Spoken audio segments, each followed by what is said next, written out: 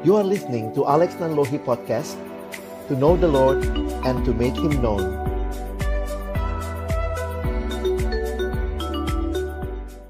Mari sama-sama kita berdoa sebelum kita membaca merenungkan firman Tuhan. Benar ya Tuhan, hanya Engkaulah tempat perteduhan kami, hanya Engkaulah tempat kami datang dan mengadu ya Tuhan, di tengah berbagai pergumulan kehidupan yang kami alami. Terima kasih karena Engkau Allah yang tidak pernah meninggalkan kami.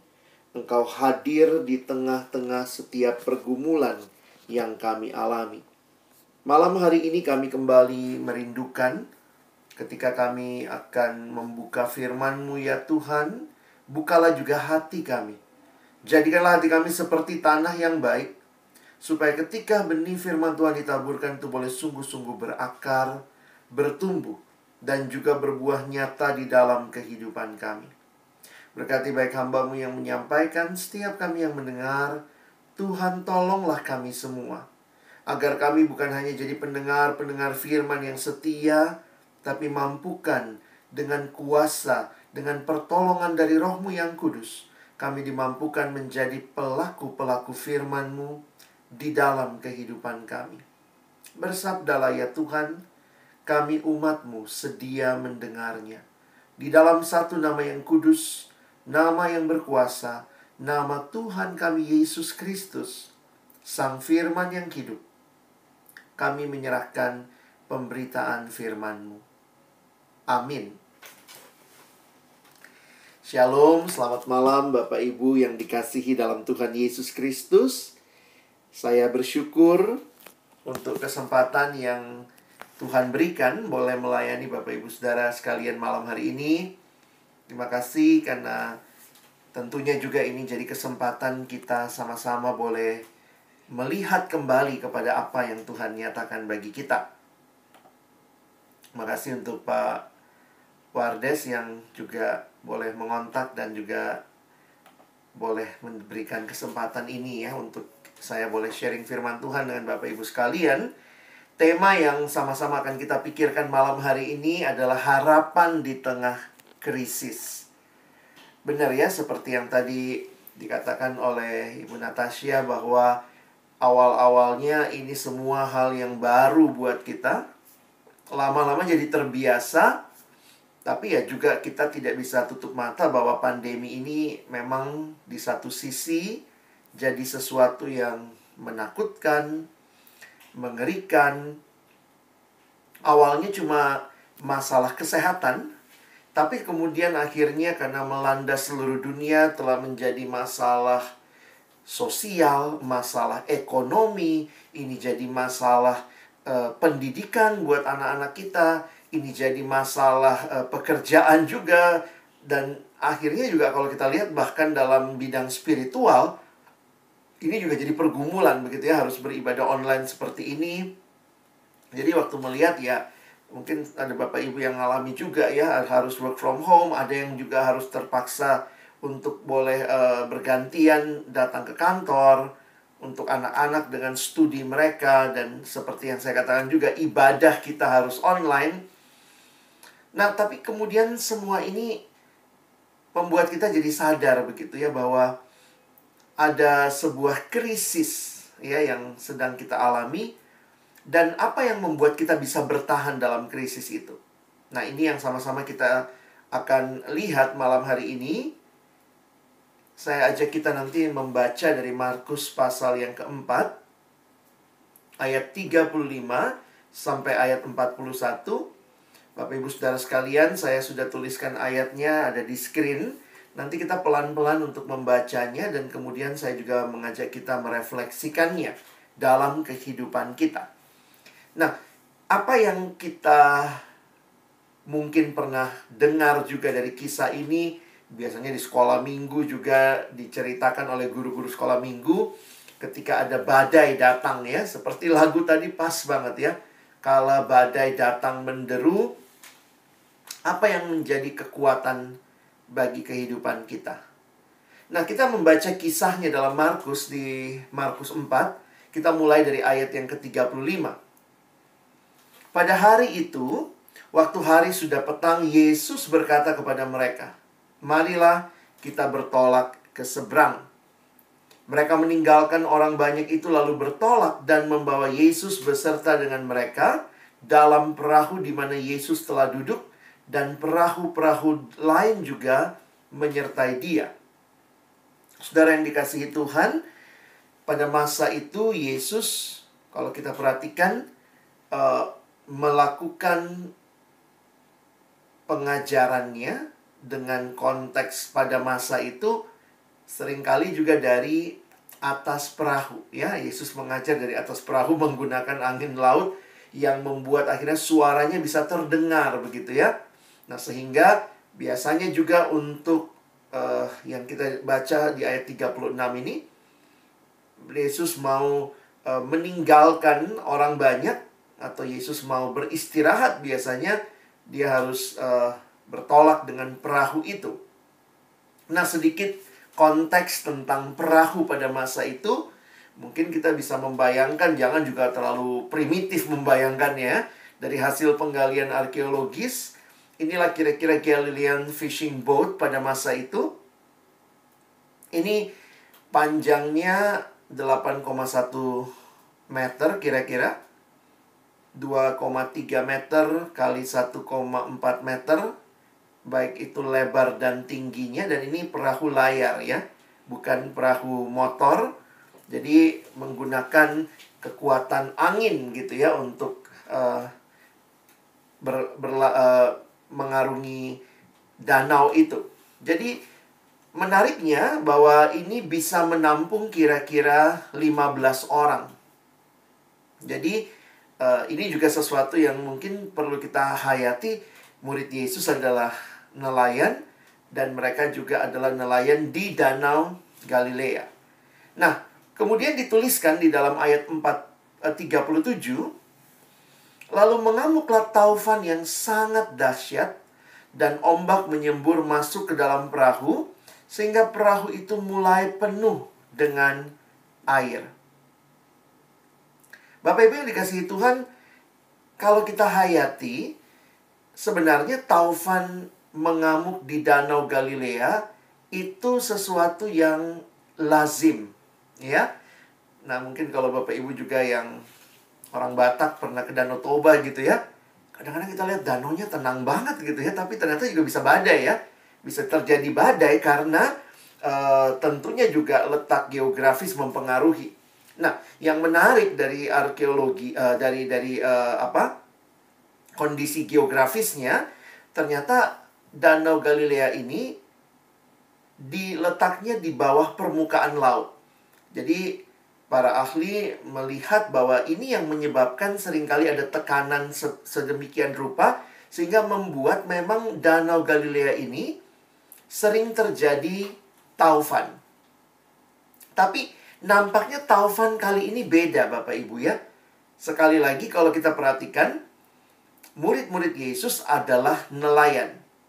Tentunya mereka bukan baru pertama kali menghadapi taufan. Berulang kali menghadapi taufan di Danau Galilea, tempat mereka biasanya bekerja. Tetapi kali ini, nanti kalau kita lihat ayat berikutnya, mereka aja ketakutan. Nah, itu menarik untuk kita perhatikan, ya. Nelayan yang sehari-hari aja bisa begitu ketakutan. Dan kita baca di ayat 37 ini, bahwa mengamuklah taufan yang sangat dahsyat. Jadi ini bukan taufan yang biasa, yang memang terbiasa atau biasa terjadi di Danau Galilea, tapi kali ini sangat dahsyat, dan bahkan ombak sudah menyembur masuk ke dalam perahu. Perahu mulai penuh dengan air, dan ya itu ciri-ciri mau tenggelam, begitu ya. Ini satu situasi yang tidak biasa. Biasa taufan, tapi taufan yang sangat dahsyat tentunya membuat para nelayan yang terbiasa aja ketakutan, begitu ya. Nah, ini benar-benar krisis, ya. Kalau kita perhatikan mungkin seperti kalau kita bawa ke konteks pandemi kita ini, ya. Memang ya tenaga kesehatan aja ketakutan, begitu ya. pelaku bisnis aja ketakutan. Krisis pernah terjadi, tapi ya juga dalam situasi seperti ini yang nggak biasa. Jadi ini membuat kita melihat krisis terjadi. Dan krisis itu membuat orang menjadi takut, menjadi tidak menentu, berada dalam ketidakpastian. Nah, mari lihat ayat selanjutnya, ayat 38. Pada waktu itu, Yesus sedang tidur di buritan di sebuah tilam. Maka murid-muridnya membangunkan dia dan berkata kepadanya, "Guru, engkau tidak peduli kalau kita binasa." Jadi sekali lagi ya, nelayan bisa melihat, wow, ini taufannya dahsyat. Ini bakal mati nih kalau tidak ada pertolongan begitu ya. Nah, apa yang menarik untuk kita perhatikan? Mereka datang dan membangunkan Yesus yang sedang tidur. Mungkin ini jadi menarik untuk kita pahami ya. Beberapa penafsir Alkitab mengatakan Yesusnya kecapean gitu ya, tidur. Tapi kemudian ini jadi peristiwa yang bagi saya menolong mereka melihat sisi yang lain dari siapa Yesus, ya. Di mana buritan itu buritan itu kalau lihat di terjemahan sederhana Indonesia TSI ya, saat itu Yesus sedang tidur di bagian belakang perahu dengan kepala di atas bantal. Lalu murid-muridnya datang membangunkan dia dan berkata, "Guru, kenapa engkau tidak peduli? Sebentar lagi kita akan tenggelam dan binasa." Ayat 39 yang kita perhatikan, ia pun bangun, menghardik angin itu, dan berkata kepada danau itu, "Diam, tenanglah." Lalu angin itu reda dan danau itu menjadi teduh sekali. Selanjutnya, lalu ia berkata kepada mereka, "Mengapa kamu begitu takut? Mengapa kamu tidak percaya?" Mereka menjadi sangat takut dan berkata seorang kepada yang lain, "Siapa gerangan orang ini?" Sehingga angin dan danau pun taat kepadanya. Nah, Bapak Ibu Saudara yang dikasihi Tuhan, inilah realita hidup yang kita alami juga kalau kita mau refleksikan dalam kehidupan kita, bahwa kita pun mengalami krisis. Murid-murid sebagai nelayan yang tangguh pun mengalami krisis yang mereka alami dalam kehidupan mereka. Dan ini juga yang kita coba lihat ya, kita alami dalam situasi-situasi saat ini. Apa yang seringkali muncul atau kita rasakan ketika mengalami krisis kehidupan? Saya ingin kita melihat dari apa yang terjadi dengan murid-murid Yesus. Coba kita periksa juga gitu ya. Apakah krisis-krisis kehidupan itu juga membuat kita punya respon yang seringkali sama dengan apa yang dirasakan oleh para murid? Dari ayat yang kita baca tadi, yang pertama, ada pertanyaan di sini ya. Murid Yesus nanya begini, "Guru," waktu habis membangunkan Yesus, "engkau tidak peduli kalau kita binasa?" Saudara, ini satu respon yang kalau kita perhatikan, saya menuliskannya begini. Ini meragukan kasih Allah. Tuhan, kau tidak peduli. Tuhan, engkau tidak mengasihi kami. Dan itu seringkali muncul ya dalam realita krisis yang kita alami. Ketika mungkin Bapak Ibu atau keluarga ada yang terkena COVID, atau mungkin ada yang sampai merenggut nyawa, akhirnya kita bertanya, "Tuhan, kenapa sih Tuhan nggak mengasihi keluargaku? Kenapa sih Tuhan tidak mengasihi orang-orang yang dekat dengan aku?" Sehingga dalam situasi yang sulit, ini seringkali muncul jadi respon kita. Tuhan kayaknya nggak peduli deh sama hidupku. Tuhan kayaknya nggak baik deh sama saya. Kita jadi meragukan kasih Allah. Respon kedua yang mungkin muncul, saya lihat dari apa yang Yesus tanyakan ya. Karena Yesus tanya kepada murid-muridnya. Atau dia memberikan teguran kalau boleh kita lihat di ayat 40. Lalu ia berkata kepada mereka, "Mengapa kamu begitu takut?" Jadi krisis di satu sisi bisa membuat kita merasa Tuhan tidak mengasihi kita. kita meragukan kasih Tuhan, dan di situasi yang lain, itu pun membuat kita ketakutan. Ini bukan hal yang, ini bukan hal yang kayaknya nggak mungkin terjadi bagi hidup orang percaya, tapi bagi orang-orang yang, kalau kita hayati ya, murid-murid, lagi bersama Yesus waktu itu. Tetapi mereka merasa Tuhan tidak mengasihi mereka, tidak peduli dengan mereka, dan juga merasa ketakutan. Apa yang jadi pergumulan dalam situasi krisis? Bapak Ibu, saya mau coba main sulap ya. Saya mau coba main sulap malam hari ini. Saya akan membuat Bapak Ibu menghilang. Ya, saya akan buat Bapak Ibu menghilang dalam hitungan 3. Jadi coba siap-siap, tatap layar saudara. Dalam hitungan ketiga, saya akan membuat Bapak Ibu semua hilang. Ya, siap-siap. 1, 2, 3. Semua Bapak Ibu hilang. Mungkin Bapak Ibu bilang itu mah trik anak kecil, Pak, ya. Dalam hitungan ketiga Bapak Ibu semua hilang. Ketika saya menaruh tab saya ini di depan mata saya, maka saya tidak lihat lagi layar, saya nggak lihat Bapak Ibu ada di mana, saya nggak lihat sekitar saya. Yang saya lihat hanyalah apa yang menghalangi mata saya ini. Seringkali dalam kehidupan, ketika kita menghadapi krisis, pergumulan, maka mungkin sekali kita merasakan pergumulan itu begitu besar dan menjadi fokus utama dalam hidup kita. Jangan heran, ketika kita fokus kepada masalah kita yang besar, jangan heran kita bertanya, di mana Tuhan? Di mana Tuhan? Karena masalah itu begitu menutupi pandangan kita terhadap Allah. Tetapi dalam pergumulan, ketika kita fokus kepada Allah yang besar, ada masalah? Ada. Tapi kecil dibandingkan dengan Tuhanku yang jauh lebih besar. Sehingga pertanyaan utama di dalam kita menghadapi krisis, di manakah fokus kita? Kita sedang berfokus kepada pergumulan, permasalahan yang memang real, jangan bilang nggak ada juga ya. Ada masalah, ada. Ada badai. Tapi murid-murid lupa bahwa juga ada Tuhan. Di mana fokus kita? Kalau kita fokus kepada masalah yang besar, jangan heran Tuhannya jadi kecil. Tapi kalau kita fokus kepada Tuhan yang besar, ada masalah? Ada.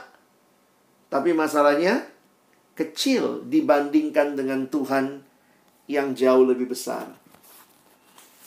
Sehingga dalam menghadapi krisis, pertanyaan utamanya adalah where is your focus?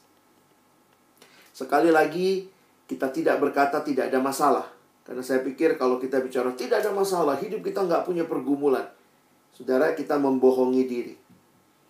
Kita belajar jujur dengan situasi yang kita alami. Kita belajar untuk berkata, Tuhan ini berat, ini sulit, ini krisis Tuhan. Tapi pada saat yang sama, di tengah-tengah kesadaran kita akan situasi yang kita alami, kita tidak membuat mata kita terfokus pada kesulitannya semata, tetapi melihat kepada Tuhan yang jauh lebih besar daripada kesulitan dan pergumulan kehidupan kita. Hidup itu indah bukan karena tidak ada pergumulan, Bapak Ibu sekalian.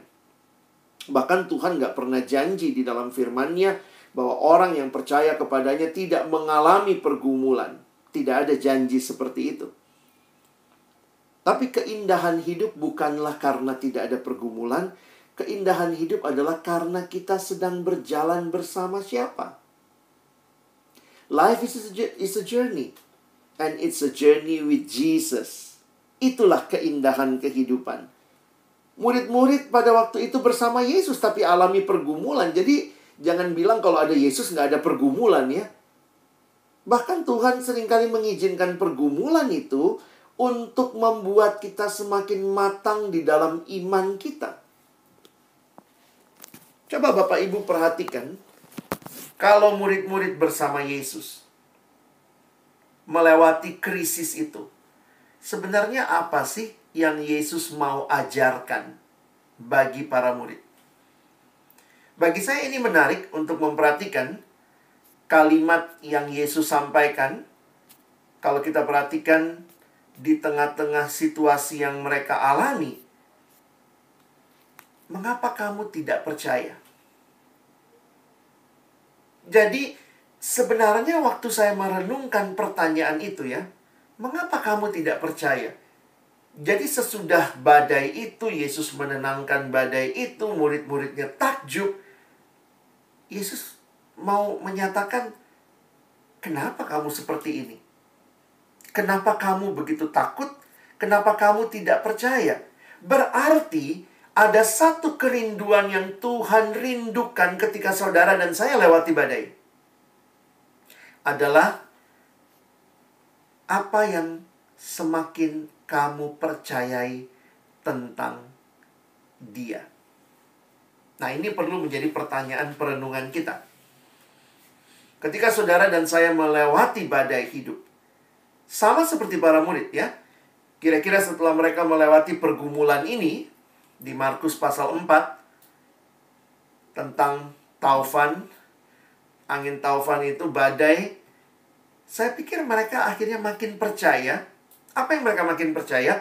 Bahwa Yesus yang mereka ikuti, Yesus yang bersama dengan mereka di dalam bahtera kehidupan yang bergejolak itu, adalah Yesus yang berkuasa atas alam. Ketika dia berkata, diamlah, tenanglah, maka dikatakan danau itu menjadi teduh sekali. Kalau saudara melihat Markus 4, Markus 5, sebenarnya menarik nih. Saya mencoba mempelajari Markus 4, Markus 5, lihat ceritanya. Karena sesudah cerita ini, Yesus menghadapi orang yang kerasukan. Bapak Ibu mungkin masih ingat ceritanya, ini persis lanjutannya. Markus 5 ayat 1-20, ketika ada orang yang kerasukan, mereka sampai ke tempat itu, ada yang kerasukan, Yesus mengusir setan itu dan masuk ke babi. Kita ingat cerita itu ya. Jangan lupa, murid-murid sedang bersama Yesus. Apa yang makin mereka percaya kira-kira? Kalau tadi mereka percaya melewati badai itu, wow, Yesusku lebih berkuasa daripada alam yang mengamuk. Maka di dalam ayat ini saya melihat pasti mereka pun melihat dan bisa menyimpulkan bahwa Yesus lebih berkuasa dibanding setan.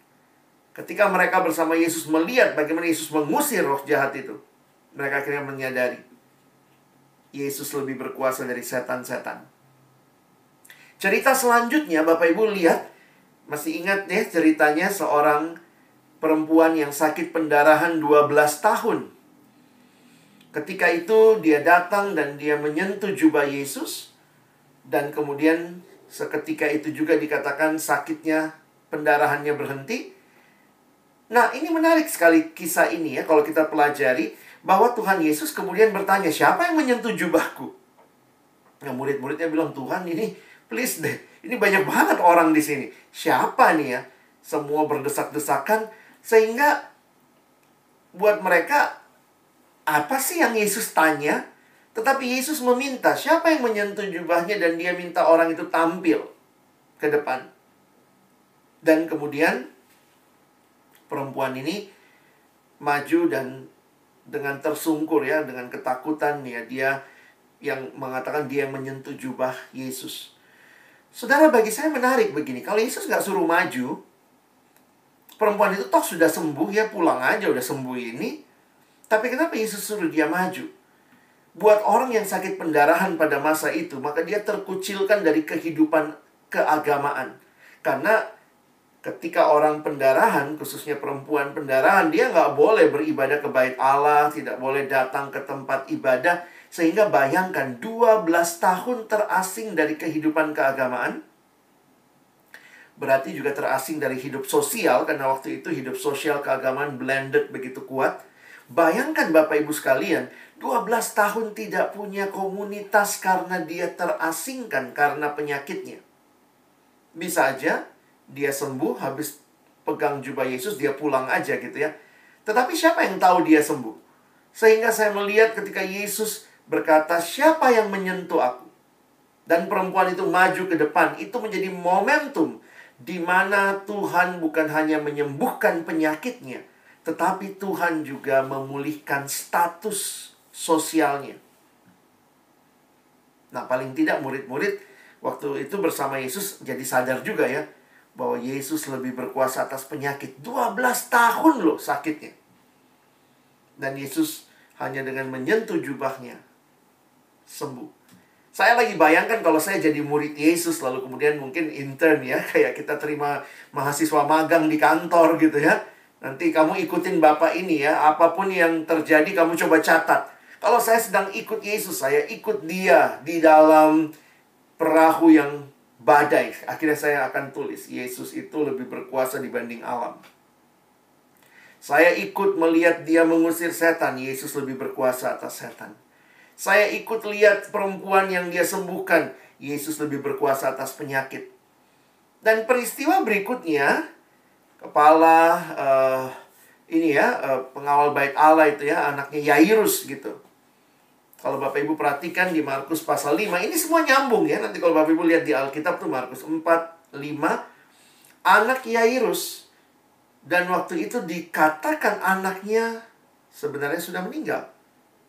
Sudah mati, tetapi kemudian Yesus datang dan membangkitkan anak Yairus. Kalau saya mahasiswa magang, saya akan catat di catatan saya, Yesus lebih berkuasa atas kematian. Saudara, krisis terjadi. Krisisnya apa? Ada badai. Krisisnya apa? Ada setan. Krisisnya apa? Ada penyakit. Krisisnya apa? Bahkan ada kematian. Dan kita lihat itu di sekitar kita. Tetapi di dalam krisis ini, pertanyaan penting bagi kita. Apa yang bisa kita pelajari dari krisis yang kita alami? Pertama-tama tentang diri kita dan juga tentang Yesus. Jadi akhirnya kalau kita belajar melihat di tengah krisis, sebenarnya apa sih harapan kita? Itu tema kita malam hari ini ya. Harapan di tengah krisis. Kadang-kadang krisisnya lebih kuat kita lihat, kita lupa ada harapannya. Murid-murid Yesus begitu fokus kepada angin taufan air yang sudah mulai masuk ke dalam perahu sampai lupa. Di dalam perahu ada Yesus. Di dalam hidup kita yang mengalami krisis ini, Yesus tidak meninggalkan kita. Betul ada kematian, tapi bagi kita yang percaya, Yesus membawa kehidupan. Karena ada kebangkitan, kita percaya akan hal itu. Ketika hari Minggu di gereja, walaupun secara online kita pun menyatakan pengakuan kita, aku percaya akan kebangkitan orang mati.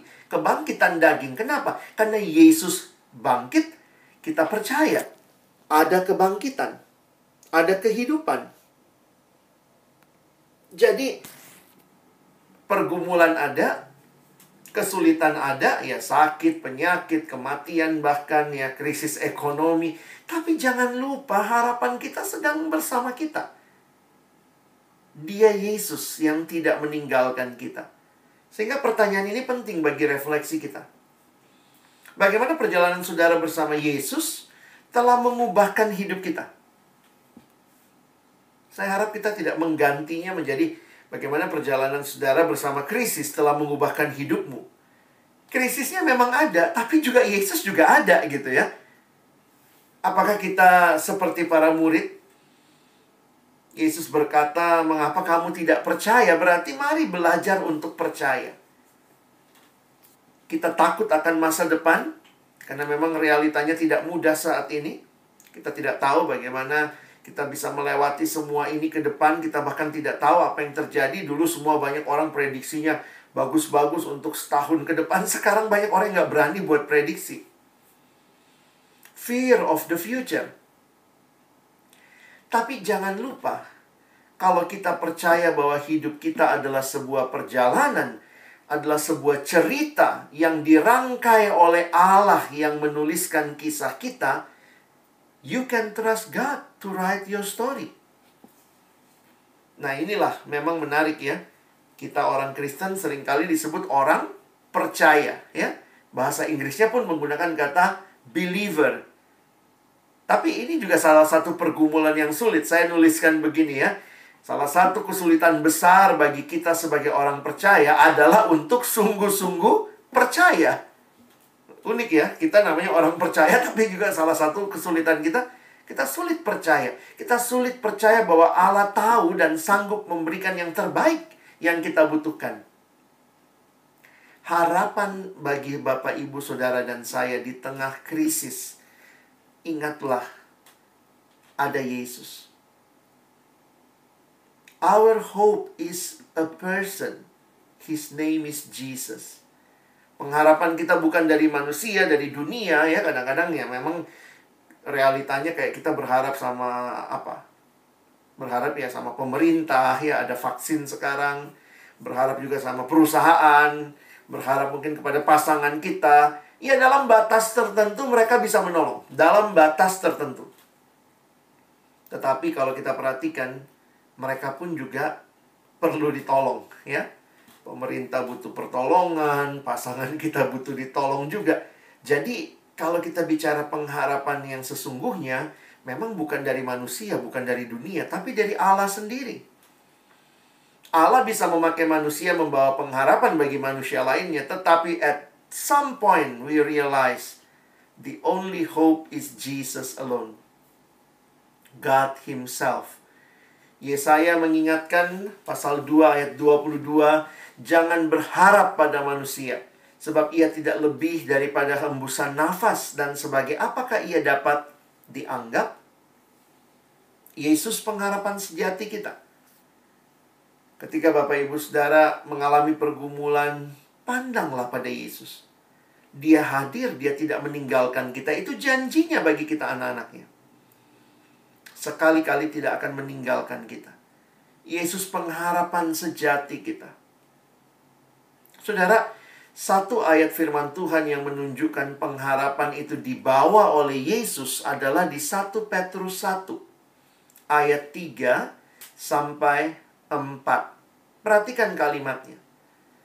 Rasul Petrus menuliskan surat kepada jemaat dan dia memuji Allah. Ayat 3. Terpujilah Allah dan Bapa Tuhan kita Yesus Kristus, yang karena rahmat-Nya yang besar telah melahirkan kita kembali oleh kebangkitan Yesus Kristus dari antara orang mati, kepada suatu hidup yang penuh pengharapan. Saudara, ini janji yang kita alami karena kebangkitan Yesus. Memang kalau kita pahami kebangkitan ya, sebentar lagi kita mau Paskahan Bapak Ibu ya. Ini sudah masuk kemarin Rabu Abu, kita sedang masuk dalam masa-masa Prapaskah. Minggu-minggu sengsara begitu ya. Kalau kita perhatikan, kenapa kebangkitan itu begitu sentral dalam iman Kristen? Karena Bapak Ibu perhatikan begini ya. Siklus hidup manusia tuh sebelum ada kebangkitan, cuman siklus hidupnya lahir, hidup, mati. Lahir, hidup, mati. Cuman itu aja siklus hidup. Manusia itu apa? Lahir, hidup, mati. Lahir, hidup, mati. Tetapi karena Yesus datang, dan dia bukan hanya mati, tapi dia bangkit, maka siklus hidup buat manusia, lahir, hidup, mati, lahir, hidup, mati. Tapi buat kita yang percaya, Yesus memberikan terobosan. Bukan hanya lahir, hidup, mati, tapi habis mati ada kebangkitan. Itu cerita bagi kita yang percaya. Makanya kita bernyanyi, sebab dia hidup ada hari esok. Sebab Yesusku hidup, aku tidak gentar. Jadi pengharapan itu apa? Pengharapan itu apa yang Yesus bawa dengan kebangkitannya, sehingga kita tidak berakhir dengan kematian, tapi ada pengharapan akan hidup yang kekal yang dituliskan di ayat 4. Untuk menerima suatu bagian yang tidak dapat binasa. Wah, ini hidup kekal ya. yang tidak dapat cemar, dan yang tidak dapat layu yang tersimpan di sorga bagi kamu. Saudara dan saya bisa hidup dalam pengharapan karena Yesus kita bangkit.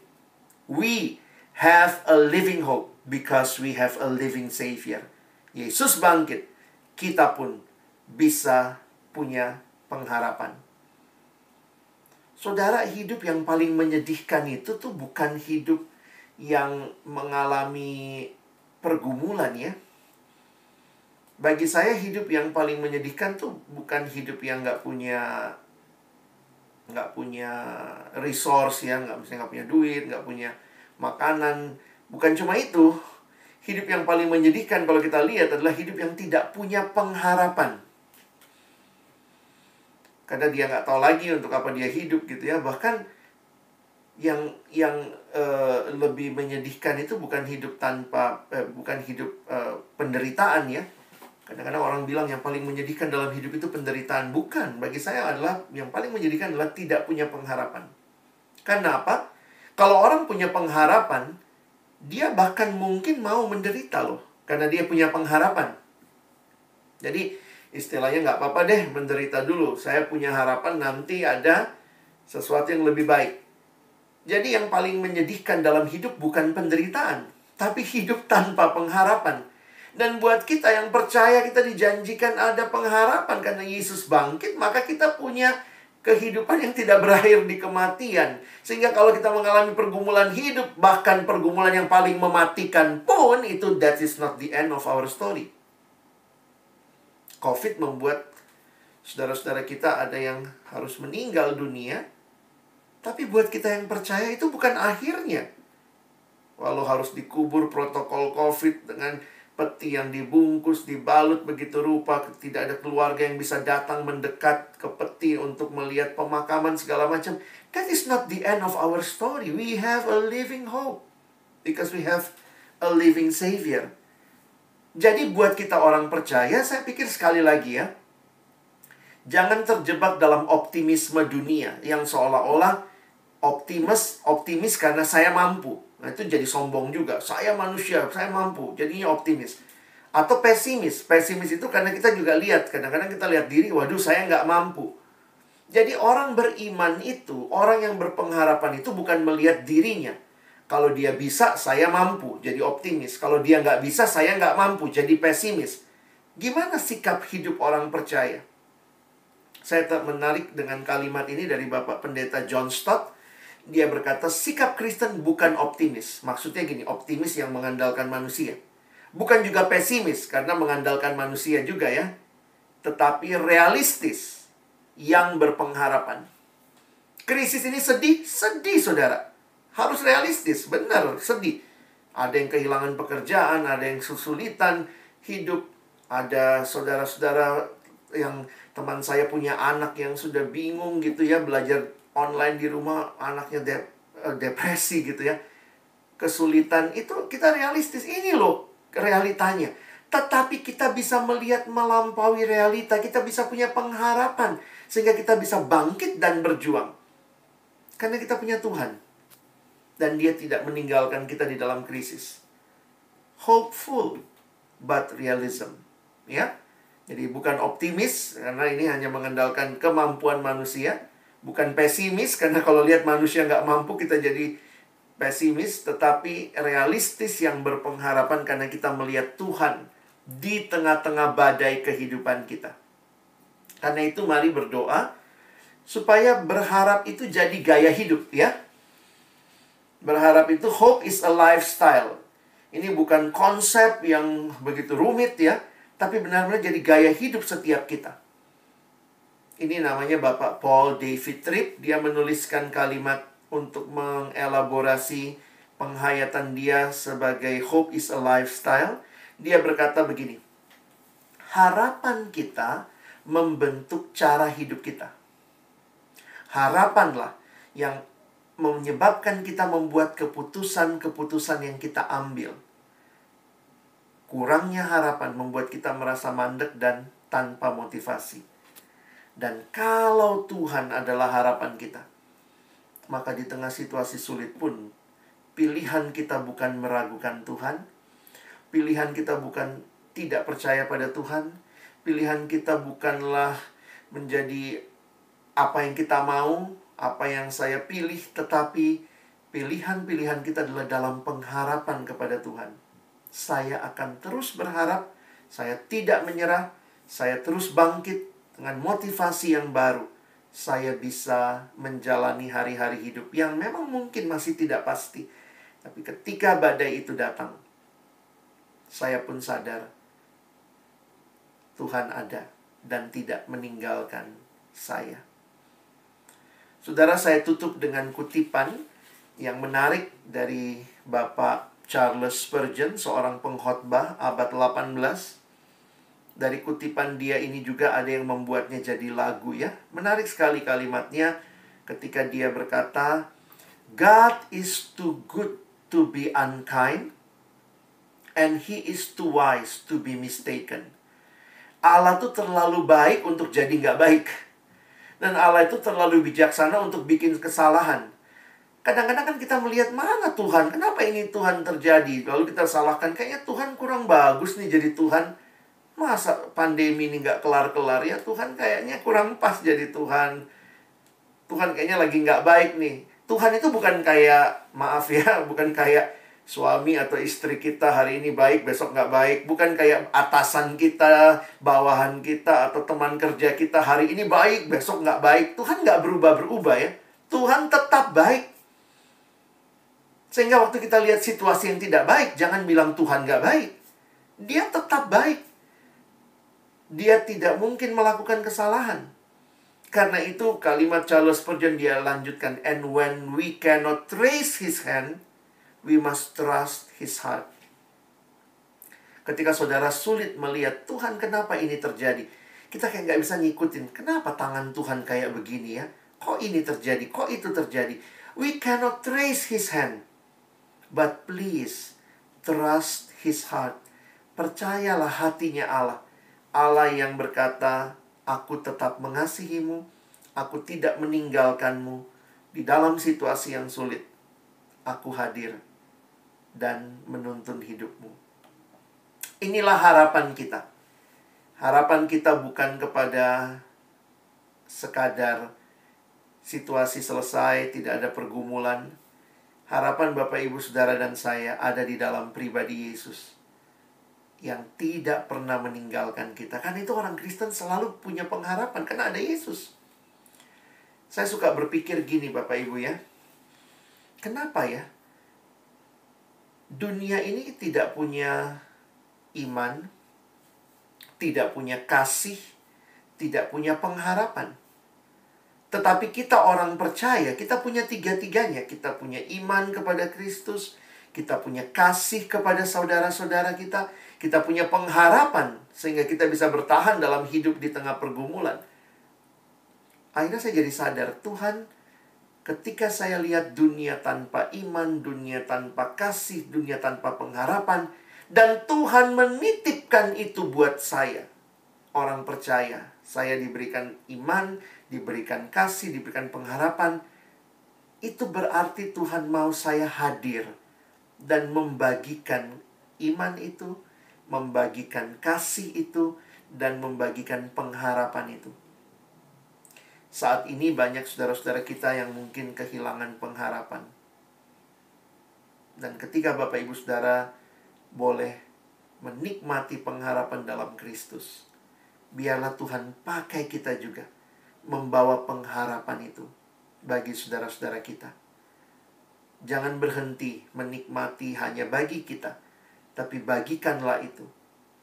Sehingga kita peduli, kita peka kalau ada saudara kita yang kesulitan, punya pergumulan, bahkan mungkin hanya mau didengarkan, dia mau cerita, biarlah kita bawa mereka bertemu dengan Kristus Sang Pengharapan yang sejati. Kiranya Tuhan menolong kita untuk terus hidup dengan pengharapan yang pasti di tengah krisis apapun. Jangan berpikir krisis ini kalau sudah selesai COVID, ya sudah hidup tanpa krisis. Selesai COVID mungkin ada masalah lain lagi ya. Karena masalah sebelum COVID juga Bapak Ibu punya masalah nggak dalam hidup? Punya ya. Jadi jangan merasa COVID inilah satu-satunya masalah di dunia. Setelah COVID ada masalah lagi, setelah masalah selesai ada krisis lagi. Hidup itu seringkali kita lihatnya rangkaian krisis juga. Tapi bagi kita yang percaya, hidup adalah rangkaian perjalanan bersama Tuhan yang hadir ketika kita melewati berbagai krisis. Tuhan menolong kita terus berpengharapan kepadanya. Amin. Mari kita berdoa. Tuhan, terima kasih untuk janji-Mu yang memberikan kekuatan kepada kami bahwa Engkau hadir di dalam pergumulan yang paling sulit sekalipun dan Engkau tidak meninggalkan kami. Tolong kami pada akhirnya bukan cuma jadi pendengar-pendengar firman yang setia, mampukan kami untuk hidup berpengharapan, memandang kepada Yesus, berharap kepada Yesus. Dan Engkau yang sudah bangkit membuat kami bisa maju melangkah. Bahkan kami tidak takut dengan kematian, karena kematian bukan akhir cerita hidup bersama Yesus. Engkau menjanjikan kebangkitan. Dan karena Engkau sudah bangkit, kami pun pasti akan dibangkitkan bersama dengan Kristus. We have a living hope because we have a living Savior. Terima kasih, teguhkan iman percaya kami kepadamu. Terus berharap dan percaya. Di dalam nama Tuhan Yesus kami bersyukur, kami berdoa.